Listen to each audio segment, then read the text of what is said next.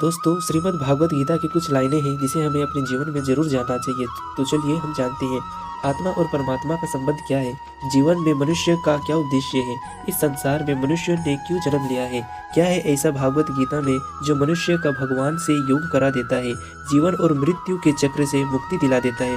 दोस्तों, आइए हम जानते हैं इस वीडियो के माध्यम से। भागवत गीता के अंतिम श्लोक में संजय ने कहा है कि जहाँ योगेश्वर श्री कृष्ण और जहाँ गांडीव धनुर्धारी अर्जुन है, वहाँ पर विजय, श्री, विभूति और धर्म है। महाभारत में जब भगवान कृष्ण अर्जुन को अपना धर्म समझाते हुए अपने ही भाइयों का वध करने को कहा, तब अर्जुन आश्चर्यचकित हो गए और अर्जुन ने युद्ध करने से मना कर दिया। उसने कहा, मैं अपने ही भाइयों को कैसे मार सकता हूँ। तब भगवान कृष्ण ने जीवन की वास्तविकता और धर्म का अर्थ बताते हुए अपना वास्तविक रूप दिखाया। सत्य जानकर अर्जुन की ज्ञान इंद्रिय खुल गई और उसने कहा, हे योगेश्वर, मैं किस तरह आपका चिंतन करूं, कैसे जानूं, मैं क्या आपका स्मरण किन किन रूपों में करूं। तब भगवान कृष्ण ने सबसे मुख्य वैभव रूपों का वर्णन किया।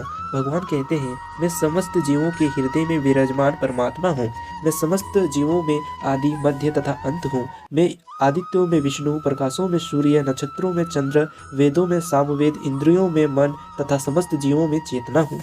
मैं रुद्रों में शिव, वासुओं में अग्नि, पर्वतों में मेरु, पुरोहितों में बृहस्पति, सेना नायकों में कार्तिकेय और जलाशयों में समुद्र हूँ। महर्षियों में भृगु, वाणी में ओंकार, यज्ञों में कीर्तन अथवा जाप हूँ। समस्त अचलों में हिमालय, देवऋषियों में नारद, गंधर्वों में चित्ररथ, सिद्ध पुरुषों में कपिल मुनि हूँ। मैं घोड़ों में उच्चश्रवा, गजरजों में एवरत, मनुष्यों में राजा, हथियारों में वज्र, गायों में सुरभि, संतान उत्पत्ति के कारणों में प्रेम का देवता कामदेव, सांपों में वासुकी हूँ।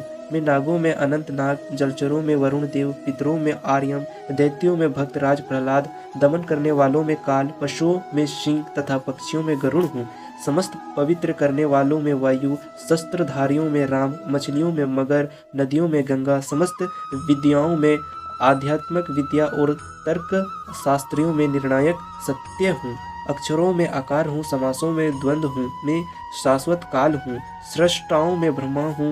मैं स्वर्गभक्षी मृत्यु हूँ। मैं ही सबको उत्पन्न करने वाला हूँ। मैं समस्त महीनों में मार्गशीर्ष अर्थात अगहन हूँ। ऋतुओं में पुष्प खिलने वाली वसंत ऋतु, छलियों में जुहा, तेजस्वियों में तेज हूँ। जो कुछ भी इस संसार में व्याप्त है वो मेरा एक अंश मात्र है। मैं समस्त सृष्टि का जनक बीज हूँ। कोई भी चर या अचर प्राणी मेरे बिना नहीं रह सकता।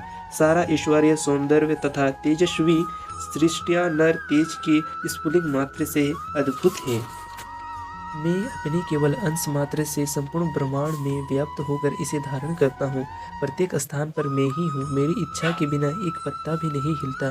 सबकी उत्पत्ति मुझसे ही होती है और अंत में सब मुझसे ही विलीन होते हैं। ऐसा सुनकर अर्जुन ने विनती करते हुए कहा कि मैं देखना चाहता हूँ कि आप इस दृश्य जगत में किस प्रकार प्रविष्ट हैं। मैं आपके विश्व रूप के दर्शन करना चाहता हूँ। तब भगवान ने विश्व रूप दिखाने हेतु दिव्य नेत्र प्रदान किए। अर्जुन ने इस रूप में असंख्य नेत्र, असंख्य मुख तथा असंख्य आश्चर्यजनक दृश्य देखे।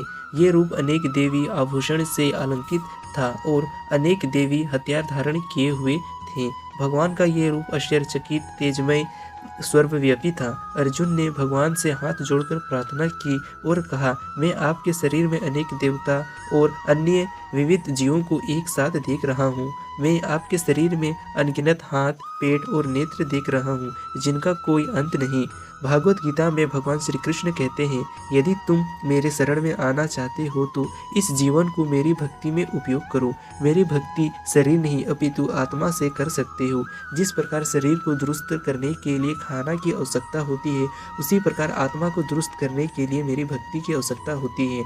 जब तब तुम इस भ्रम में रहोगे कि तुम एक शरीर हो, तब तक तुम मुझे तक नहीं पहुंच सकते। जब तुम्हें ज्ञान हो जाएगा कि तुम एक शरीर नहीं बल्कि एक आत्मा हो, तब तुम मेरे द्वारा दिए गए ज्ञान और भक्ति के योग्य हो जाओगे। जय श्री कृष्ण।